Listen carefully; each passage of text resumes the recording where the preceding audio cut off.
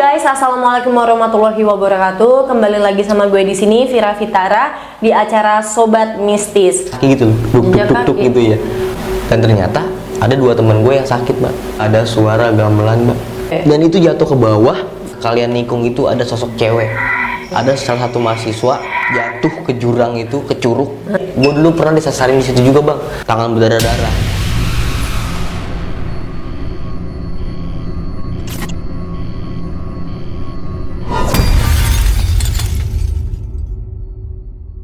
Teman-teman semuanya, kali ini gue kedatangan seseorang yang memiliki cerita mistis di pegunungan, yang katanya dia sempat nyasar, dia sempat terperosok ke jurang, dia sempat ketinggalan rombongannya.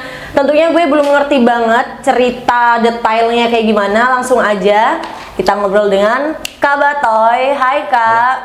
Nah, kali ini spesial banget nih.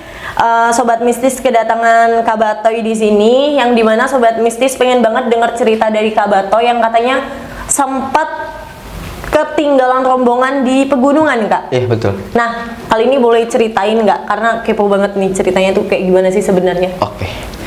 Jadi saat itu tuh gue tuh naik tuh sama temen gue itu sekitar 6 orang. 6 orang. Oke. Dan 6 orang itu cowok semua. Pas pada saat gue mau naik aja itu udah ada kejanggalan nih menurut gue nih. Anehnya gue berangkat 3 motor. Kenapa 2 motor itu bocor pada saat jalan? 2 motor bocor. Itu aneh menurut gue aneh ya. Dan itu bareng, nggak hatu-hatu, sekaligus bareng bocor. Terus? Tapi ya gue pikir itu mah ya emang musibah aja, ya udah. Akhirnya setelah ditambal, akhirnya gue berangkat lagi. Pada sampai base camp itu malam jam 1 atau jam 2 gitu. Di situ tidur. Mulai trek itu pagi jam 8. Jam 8 pagi mulai naik. Mulai di situ gua naik, tapi pas awal sih gua bareng-bareng nih. Gua bareng-bareng cuma sampai pos 2 atau 3 gitu. Pos 2 udah mulai pisah tuh, Mbak. Pos 2 udah mulai pisah. Mencar masing-masing sama rombongan ya. Karena gue pikir, tapi gue selalu ngomong sama anak-anak, mau jalan duluan silakan jalan duluan, tapi sebelum masuk pintu surken itu ada namanya alun-alun Sunan Kencana. Sebelum situ lu jangan pernah masuk surken duluan, pokoknya tungguin di pintu itu. Titik kumpul kita di situ, mau kita misah segimanapun, seberapa lama pun pokoknya tungguin di situ. Nah, itu jalan. Itu rasanya tuh gue capek banget, aneh aja gitu. Iya aneh, karena Gunung Gede itu bukan pertama kalinya gue naikin pada saat itu kan. Oh, jadi itu lu sama teman-teman lu naik ke Gunung Gede itu di Jawa Barat. Oke. Terus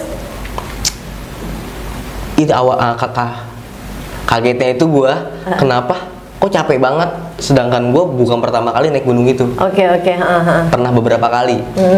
Terus? Tapi rasanya beda sama yang sebelumnya. Gue pikir mungkin emang gue lagi kurang fit aja. Akhirnya gue terus jalan. Itu udah misah, rombongan udah misah. Gue sampai pos 3. Gue cuman berdua sama temen gue. Gue cuma berdua nih sama temen gue nih. Semua misah. Akhirnya ketemu lagi di pintu surken itu. Tapi itu lama banget, Pak. Lama banget. Gokil lama banget. Kira-kira berapa jam? Pokoknya gua sampai itu setengah 6. Sampai pintu surken. Emang biasanya kalau lagi ngerute kayak gitu tuh berapa jam? Kalau yang biasa kalau sebelumnya gua di Gunung Gede itu berangkat jam 8, jam 3, jam 4 udah sampai lah. Sore. Tapi itu setengah 6. Itu setengah 6. Molor banget ya? Molor banget, lama banget. Ngaret banget. Akhirnya ya udah, gue ketemu sama rombongan. Akhirnya kita nyari buat tempat camp kan. Dapat tempat camp yang bener-bener cuma muat 2 tenda, Mbak. Kita bangun tenda. Itu keadaan maghrib. Ya. Pas gue bangun tenda tuh keadaan bener-bener maghrib. Udah pas maghrib, pas udah gelap. Ya. Kelar itu semua ya biasa gue kayak pendaki-pendaki biasanya lah. Memasak segala macam. Tapi pas gue pada tidur, itu udah tidur tuh jam 9-an lah, udah pada tidur karena udah pada capek banget ya. Karena udah capek banget, gue udah pada tidur semua. Itu awal ada suara ngelilingin tenda nih, tapak jejak kaki gitu, duk duk Jejak duk duk kaki. gitu ya, ngelilingin tenda gue. Oke. Dan itu kadang beberapa pada tidur semua tuh mbak di dalam tenda gue ya, karena kita 2 tenda. Oke. Jadi 3 orang. Nah, enggak sorry, ya gua 4 orang, yang tenda Ono 2 orang. Oke. Itu udah pada tidur semua yang tenda gua doang yang denger. Gua pikir, cuma gua nggak tahu nih, gua doang yang denger atau teman-teman gua pada nggak denger, cuma pura-pura nggak denger. Oh, bodo amat. Iya. Oke. Akhirnya gua pikir ya udahlah biasa aja. Pas 2:30 itu bener-bener ada suara rame. 2:30 pagi. 2:30 pagi. Oke. Itu rame banget, suara kayak rombongan baru datang, kayak rombongan baru sampai lah. Gue positif dong, wah ada pendaki lain nih baru datang, baru sampai. Pas jam 4 gue keluar pengen buang air kecil mbak. Pas gue pengen buang air kecil itu gue keluar, itu nggak ada orang di tempat berisik itu. Terus habis itu? Ya mau nggak mau gue udah kebelet juga. Oke, jadi ngeberaniin diri aja lah ya, diri. bodo amat sama itu tadi suara apaan, bodo amat lah ya. Betul. Gue ngeberaniin diri, gue setelah kelar gue balik lagi ke tenda, gue coba buat tidur. Baru gue mau tidur ada suara gamelan mbak. Baru mau tidur, tidur. habis buang air kecil, mau tidur suara gamelan. Iya nggak lama di situ suara gamelan. Oh, terus habis itu, habis ngedengar suara gamelan, lu nyamperin suara tersebut, apa lu langsung masuk lagi ke tenda? Gue nggak nyamperin mbak, karena takut. Karena takut. Iya. Akhirnya masuk lagi ke tenda, Iya. balik lagi. Tapi di dalam situ gue selalu mikir mungkin orang mungkin setel lagu lah atau Positive apa gitu. thinking aja, Iya. oke. Untuk menangani rasa ketakutan gue itu. Oke. Takutnya panik kan gue di situ mbak. Akhirnya gue coba buat tidur cuma beberapa jam mbak. 5:30 itu gue udah bangun mau summit. Tapi nggak lu doang kan yang bangun, semuanya teman-teman juga bangun kan ya? Pada saat itu gue doang yang bangun. Oke. Gue ngebangunin semua, gue ngajak buat summit. Mau summit gak? Dan ternyata ada 2 teman gue yang sakit mbak. Oke. Drop mungkin karena kecapean, karena Iya, di iya. perjalanan lama banget kan. Akhirnya gue ada yang baru naik juga, dia kasihan mau muncak. Ya udah gue temenin muncak. Akhirnya gue bertiga mbak muncak. Yang 2 orang di tenda sakit ditemenin sama temen gue nih 1 orang. Jadi yang stay di tempat tuh ada 3 Ada orang. 3. Oke. Naik 3 juga. Nah, setelah naik turun udah. Pas gue turun tuh anehnya tuh orang yang meriang itu, yang drop itu, ya udah sembuh mbak. Sembuh total gitu. Sembuh total. Oke. Terus habis itu? Padahal pas gue tinggalin nanjak summit itu bener-bener kayak orang meriang itu lemas dong. Dan gue pun apa ya, tega nggak tega untuk berangkat ninggalin muncak itu. Setelah itu kami biasa makan segala macem. Awalnya masih baik-baik aja mbak. Tapi akhirnya karena kami terlalu santai, kami terlalu menikmati di sana gitu, kami turun ke siangan. Oke. 1:30 kami baru start buat turun. Harusnya jam 11, jam 12 udah turun mbak. Oke. Itu sebenarnya gue udah feeling mbak, ini bakalan nyampe jam 5 lah paling tidak. Soalnya kan turun lebih cepet biasanya. Oke. Nah, pada saat gue turun itu start jam 2:30 gue turun itu di pos 4 itu gue udah misah awalnya. Gue berdua nih sama temen gue nih, yang temen gue itu duluan di depan nih udah di pos 4. Gue sampai akhirnya kami kumpul lagi. Gue sih bilang tungguin lagi di pos 3, kita ketemu di pos 3. Gue bilang kayak gitu kan, pokoknya kalau lu pada jalan duluan tungguin aja di pos 3. Gue jalan lagi sama temen gue. Pada sampai saat pos 3 gue udah sampai, gue ketemu lagi sama mereka. Tiba-tiba teman gue ini kepalanya sakit kepala. Tiba-tiba gitu. Tiba-tiba. Itu temen lu itu temen yang tadi sakit atau beda orang? Yang sehat mbak, padahal Beda yang orang ngejagain. lagi? Yang ngejagain 2 orang yang sakit. Iya, yang nemenin 2 orang yang sakit. Terus habis itu?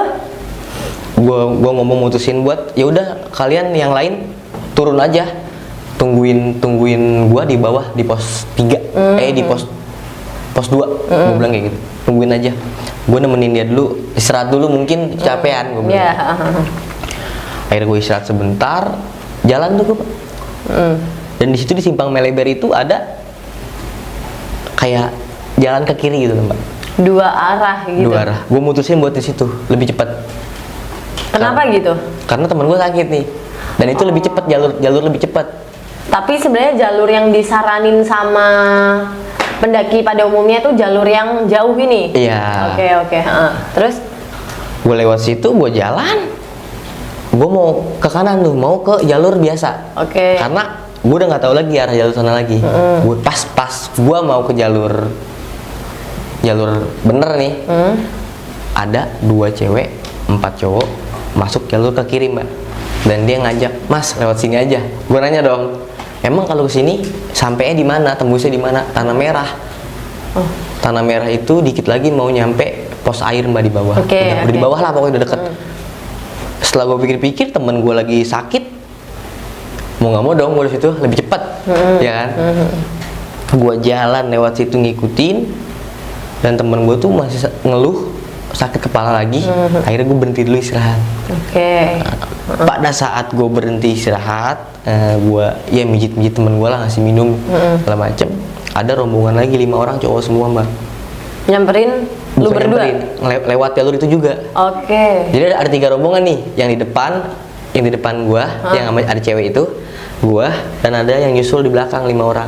Itu cowok. beda rombongan kan? Jadi rombongan. kalian kalau dihitung itu ada 3 rombongan yang berbeda? 3 rombongan berbeda. Oke. Terus habis itu mereka Akhirnya datang? Gua kesusul nih, Mbak. Harusnya gue yang kedua nih, rombongan kedua. Karena gue istirahat, temen gue lagi dropnya itu sakit. Gue kesusul. Disalip sama mereka yang berlima? Iya. Oke. Salip. Ya udah, gue pikir jalur cuma satu, nggak mungkin kemana-mana. Ya udah, gue jalan aja. Setelah udah temen gue udah kira-kiranya udah enak nih, jalan. Di saat perjalanan temen gue hilang, Mbak. Kepalanya, sakit kepalanya. Oh, bisa gitu ya? Tiba-tiba hilang sakit kepalanya, Mbak. Terus? Iya, Mbak, akhirnya gue coba buat teriak lagi kan, "Woi," gue bilang gitu kan. Di bawah masih ada yang nyaut, Mbak, cuma nggak ada orangnya, Mbak. Oke. Gue teriak, "Bang, masih ada jalan nggak?" Masih. Gue teriak apa ya? Masih di bawah? Jalur bener ini. Ya bener, Bang, sini aja ikut. Anjay. Pede dong, jalan gue. Pada saat gue jalan terus, Mbak, itu tuh bener-bener makin curam jalannya, Mbak, ke bawah. Anjay. Bahkan gue sama temen gue pun tangannya agak sedikit luka, Mbak, pada luka-luka. Karena turun itu kami pegangan pohon, Mbak. Emang ibaratnya nggak bawa tali atau apa gitu? Enggak, karena mikirnya nggak mungkin securam itu kan jalan, dan kita nggak ada pemikiran bakal lewat ke situ. Betul, gitu. ya begitu, Mbak. Kami nggak bawa apa-apa, jadi turun aja. Dan parahnya lagi, Mbak, kami berdua itu kami bawa air seliter, yang botol gede ini tinggal nggak ada setengah, Mbak. Kurang dari setengah. Kami minum berdua, saya sama teman saya nih, Mbak. Minum itu ya dikit-dikit, asal tenggorokan basah aja. Join aja gitu. Yang penting nggak dehidrasi gitu. Oke. Akhirnya gue terus jalan lagi sama temen gue. Gue teriak lagi dong karena penasaran, orangnya nggak ada lagi. Pas gue teriak lagi, "Woi," masih saut, Mbak, masih ada yang nyaut. "Iya, Bang." Udah gitu doang, Mbak. Gue ikut jalan terus. Itu jalan makin suram, Mbak, makin curam jalannya ke bawah terus. Ya, kurang lebih 7-80 derajat lah, Mbak. Lo ada pemikiran nggak sih, Mas, kayak semisal itu beneran manusia nggak sih gitu? Lo ada pemikiran itu nggak, atau lu cuma positive thinking gitu aja? Iya, sepenglihatan mata gue emang manusia. Toh orang di jalan ngobrol apa gitu loh. Bang, lewat sini aja gitu, ya kan? Gue pikir ya manusia. Percaya aja tuh, jalan ke bawah. Percaya aja. Nah, pas saat gue lagi jalan asik-asik sama temen gue ngomong sama temen gue udah feeling gue udah gak enak nih. Gue sama temen gue sama-sama gak enak sebenarnya tuh. Gue ngomong, nanti kalau di jalur kanan kita kanannya lah. Biarin agak jauh sedikit, yang penting kita ketemu jalur lama. Saya bilang, jalur yang baru. Saya bilang gitu. Pas saya lihat jam 5, Mbak. Udah sore banget. Udah sore, Mbak. Saya ngomong sama teman saya nih. Nih, lihat senter. Yang satu udah mati senter nih, Mbak. Anjir. Tinggal satu senter. Dan itu baterai cuma tinggal satu. Baterai satu. Cuma tinggal itu. Saya ngomong sama teman saya, kita cuma punya waktu 1 jam sebelum sampai gelap. Karena kita cuma punya satu senter. Dan air kita habis. Kalaupun kita mau diem di sini, kan biasanya kalau nyasar itu diem ya, Mbak, nggak boleh kemana-mana. Mau diem itu diem di mana, Mbak? Orang jalanan begini, nggak ada tempat landai sama sekali untuk kita bangun tenda atau apapun itu. Bener-bener jurang gitu loh. Oh, jadi itu posisinya juga lu lagi bawa tenda juga itu di tas? Ada di carrier. Oke. Terus? Ya udah, kita turun aja terus sampai bener-bener nyampe lah gitu kan, pikiran Oke, saya ya oke. pengen sampai dong, pengen pulang gitu. Saya turun terus, pas lagi saat saya turun, teman saya jatuh. Jatuh ke bawah. Sebenarnya itu jatuh bukan yang pertama kali ya. Sebelum itu pun udah jatuh, cuman nggak parah menurut saya. Oke. Dan itu jatuh ke bawah, bener-bener kalau nggak ada pohon, jatuh dia ke bawah, Mbak. Saya lemes di situ, Mbak. Untung ada pohon. Kalau pohon besar, mending ini pohon kecil, Mbak, sebesar tangan ini mungkin. Itu bener-bener kesangkut di pohon itu. Kalau nggak ada pohon, saya nggak tahu, nak. Saya nggak tahu harus ngomong apa sama orang tuanya gitu. Anjir, saya bilang. Habis itu Akhirnya saya tolongin, kami istirahat sebentar, minum. Saya tanya, gimana ya, kata dia.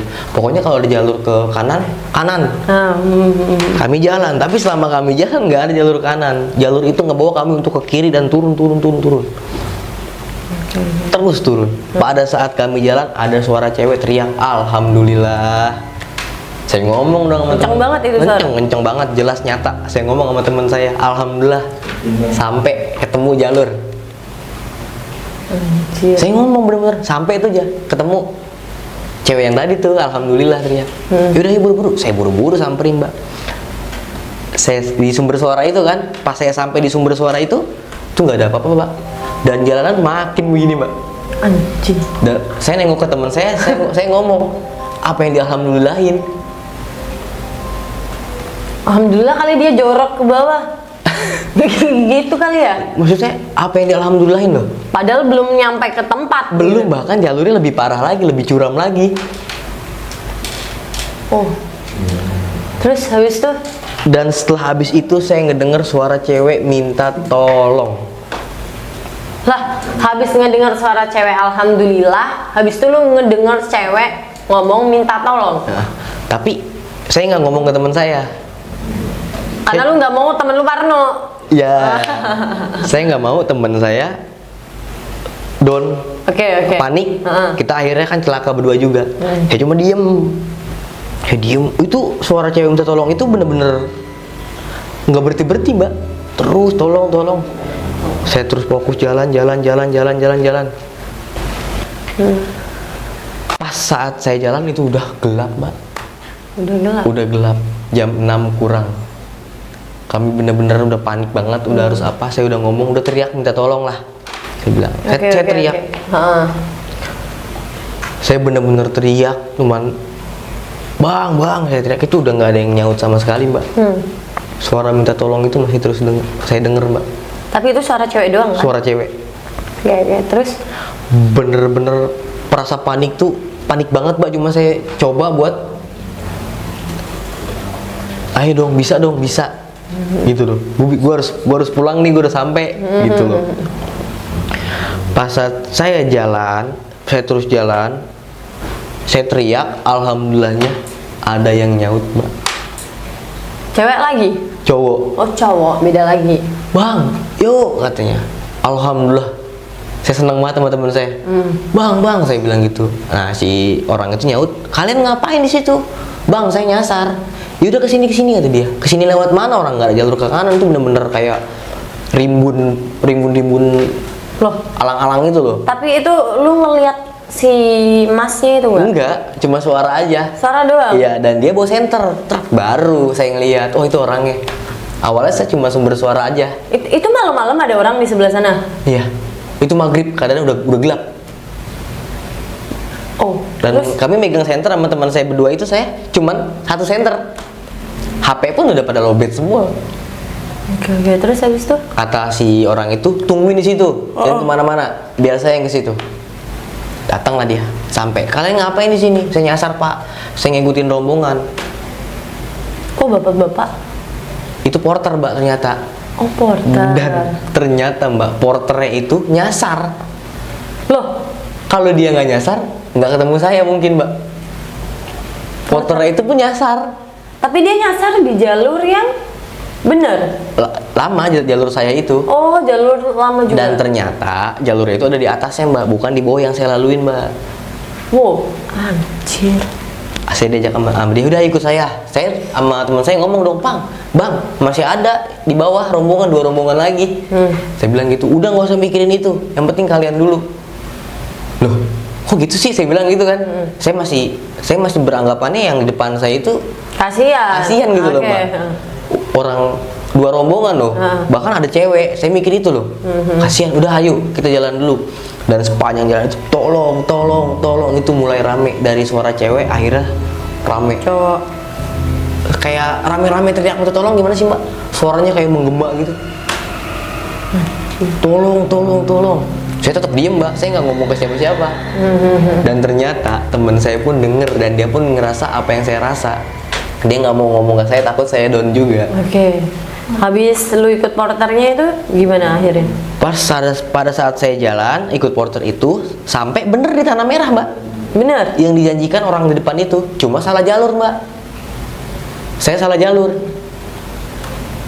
Terus habis itu? Bener sampai Tanah Merah.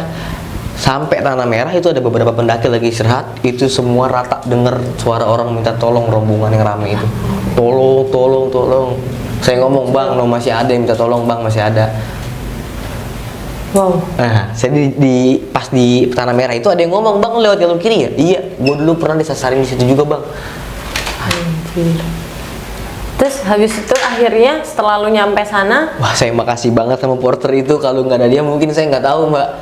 Sekarang bisa ceritain atau enggak gitu. Saya makasih banget sama porter itu. Akhirnya saya jalan untuk ke base camp. Sampai saya di base camp, ternyata teman-teman saya itu udah sampai dan nungguin saya Mbak. Oke. Bahkan mereka udah panik, udah beberapa kali lapor ke pos penjagaan itu loh, untuk nanyain kabar saya. Oke. Habis itu kalau waktu itu lu udah nyampe sana, lu ditanyain sama teman-teman lu, nasib si orang yang di bawah lu itu tadi gimana Mas? Nah, saya nggak tahu tuh Mbak nasib orang-orang yang di situ, karena saya udah sampai base camp duluan. Oke. Nah, kebetulan Mbak, base camp saya itu tempatnya itu adalah si Abah, saya namanya. Apa manggilnya Abah. Oke. Abah itu orang yang dituain lah di situ. Di Gunung Gede. Di Gunung Gede itu. Oke. Saya ngomong, si Abah dari mana? Kata si Abah nanya ke saya kan, dari mana? Bah, saya nyasar. Saya bilang, saya ke bawah. Ke kiri ya? Iya. Kalian tuh kalau nggak Abah panggil dari sini nggak sampai. Anjing. Saya bingung dong. Loh, kenapa Bah? Sambil ngerokok ya Mbak biar. Iya. Slow, tenang. Jadi abahnya tuh emang mungkin udah ngerti kalau lu sama temen lu tuh nyasar gitu. Iya. Akhirnya abah lu itu manggil dari yang namanya alam-alam kayak gitu. Katanya seperti itu. Oke. Anjay. Kata dia gitu, kan saya kaget dong, bener-bener shock, bener kaget. Alhamdulillah kalau emang bener alhamdulillah saya masih selamat gitu loh. Akhirnya di situ si Abah ngomong, Bah, saya nanya dong, Bah, emang itu tempat apa Bah? Itu bener-bener curam banget Bah. Oke. Curam itu banget, saya bilang.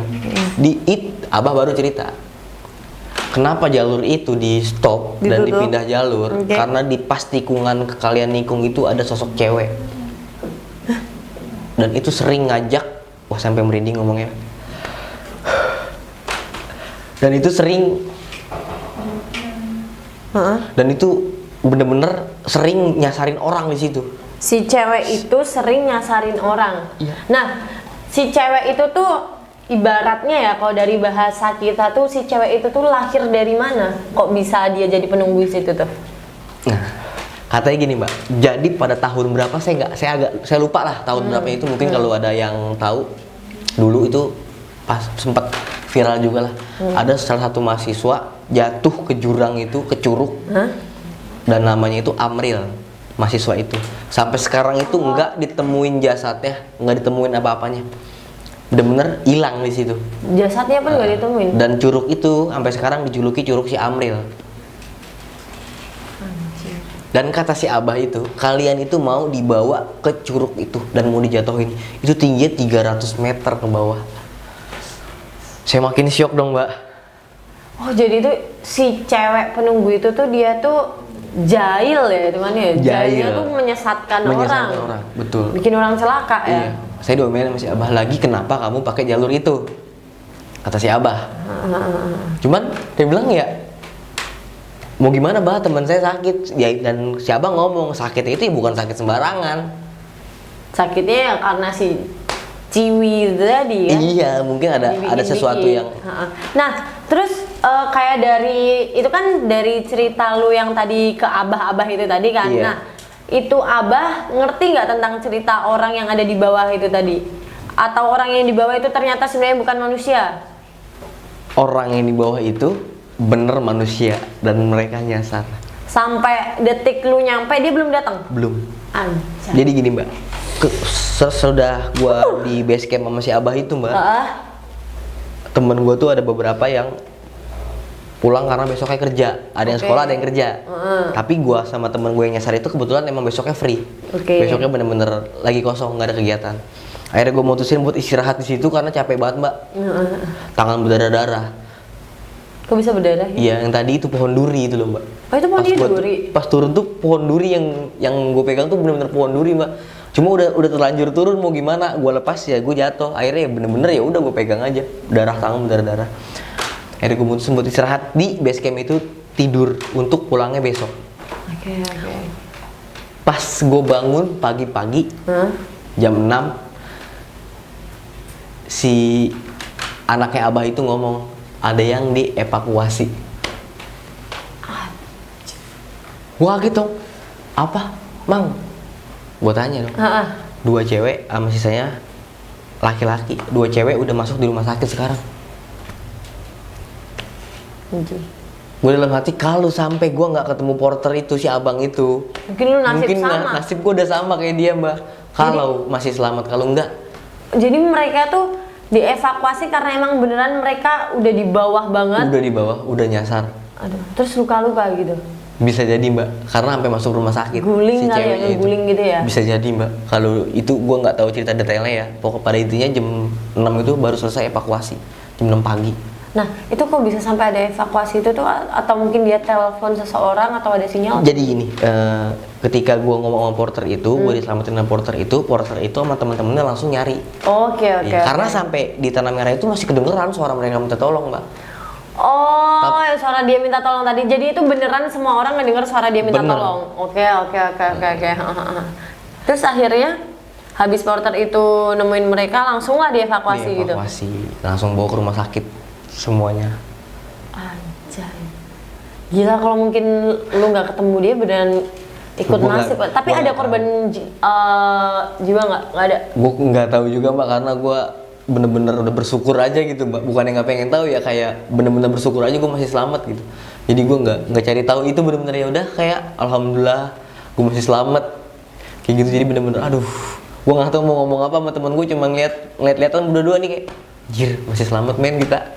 Kalau enggak, wah gila. Tapi gini ya mas, gue mau tanya nih, emang setiap gunung tuh pasti ada cerita mistisnya nggak sih? Setiap gunung atau hanya beberapa gunung aja? Kalau menurut pandangan saya pribadi nih mbak, semua gunung itu ya pasti ada beberapa mitos-mitosnya. Cuman percaya atau tidaknya kan tergantung diri kita yang masing-masing mbak. Tapi biasanya kalau dia belum ngalamin, dia tuh nggak percaya nggak sih. Akan. Biasanya gitu. Iya betul mbak. Pasti kayak lu kemarin sama teman lu mungkin ngedengar cerita-cerita itu doang. Oh ya udah, dia udah berita lama juga. Endingnya lu ngerasain, akhirnya ngerti cerita sesungguhnya, baru percaya kan. Biasanya kayak gitu. Lumayan serem juga ya gunung gede. Iya, menurut gua semua gunung serem sih mbak. Iya sih. Tapi tergantung kita aja, niat kita kesana mau apa gitu. Oke. Tapi ya lu sama temen lu termasuk orang hebat ya, dipilih sama Mbak Ciwi-Ciwi itu untuk ngikut jejak si Curug Amril itu tadi ya. Lah kalau gue jadi lu mungkin gue stay di situ aja sih, mau sampai berapa lama pun orang ketemu. Tapi ada nggak sih pemikiran kayak ada hewan-hewan yang bakal nyamperin gitu? Ada. Tapi nggak ada yang sampai ngegrawuk atau apa gitu kan? Iya nggak ada, alhamdulillahnya nggak ada. Nah terus kalau buat naik gunung atau ngedaki itu paling lama tuh udah dari kapan sih? Terus yang paling berkesan tuh di gunung mana? Yang paling punya cerita gitu? Ya gue naik gunung itu mbak dari umur 16 tahun diajak sama abang gue. 16 tahun? Iya. Sekarang umur lu berapa mas? 25. 25 tahun. Gue aja masih 21 mas. Ya, Terus udah pertama kali diajak gue itu naik Gunung Salak sama abang gue. Gunung Salak Bogor ya? Iya pasti Bogor juga. Tapi yang paling berkesan, yang nggak bisa gue lupain ya Gunung Gede ini mbak. Gunung Gede. Iya. Karena cerita yang tadi itu. Karena cerita yang tadi itu mbak, yang gue alami itu yang nggak bisa gue lupain mbak.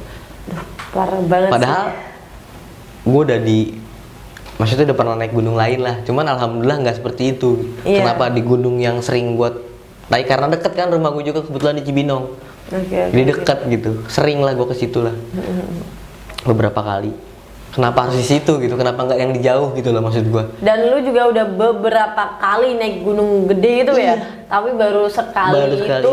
Bahkan setelah abis gue nyasar, kejadian gue nyasar itu pun sebulan kemudian gue nanjak Lagi ke Gunung Gede lagi. itu. Tapi nggak lewat jalur itu loh mbak. Kapok. Sama temen lu yang tadi mau nyungsep gitu Iya. nggak? Dan gue naik cuma berdua. Ada juga ya? Iya, makanya gue cuman mau ngomong nih, bukan mau ngebilangin, mau ngomong kalau sama yang nonton, kalau bisa jangan ke situ, jangan lewat jalur itu. Kalau mau ke Gede ya ke Gede silakan, tapi jangan lewat pernah jalur itu. Oke. Karena bahaya banget men. Oke, ada satu pertanyaan nih buat Mas Bata ini. Ada rasa kapok gak buat naik gunung lagi? Kalau kapok enggak Nggak ada. ada. Masih ada rasa Gue bahkan pengen aja naik gitu ya? Iya, gua Karena pengen. nawaitu lu sendiri tuh naik gunung hanya ingin menikmati indahnya alam. Iya, Bukan betul. untuk nyari hal-hal mistis. Macem-macem gitu, ya. Hal mistis itu namanya ya musibah aja ya Musibah. yang nyamper ke kita. Oke deh. Mas Batai, gue denger cerita lu tuh kayak kok bisa? Lu gitu-gitu aja. Yang dimana biasanya kalau naik gunung kan kita emang nyarinya keindahan alam-alam gitu doang kan, tapi Allahuaklam ternyata ada kejadian yang gak kita inginkan, itu pasti di luar nalar kita juga kan. Oke, Mas Batoy, thank you banget lu udah mau hadir, udah mau berbagi cerita bareng kita Sobat Mistis. Kali ini gue mau penutupan nih, dan mungkin ada pesan-pesan buat Sobat Mistis di rumah. Ada nggak? Pokoknya buat sobat mistis, pantengin terus channel. Oke, channel YouTube Sobat Mistis. Oke, guys, jangan lupa untuk like, komen, dan Subscribe. channel YouTube Sobat Mistis dan share ke teman-teman kalian. Buat kalian yang mungkin mau berbagi cerita, kalian bisa komen di bawah. Terus buat kalian yang mau gabung join bareng untuk berbagi cerita di sini, kalian juga bisa langsung DM Instagram gue. Thank you teman-teman semuanya. Sampai jumpa di cerita berikutnya. Bye bye.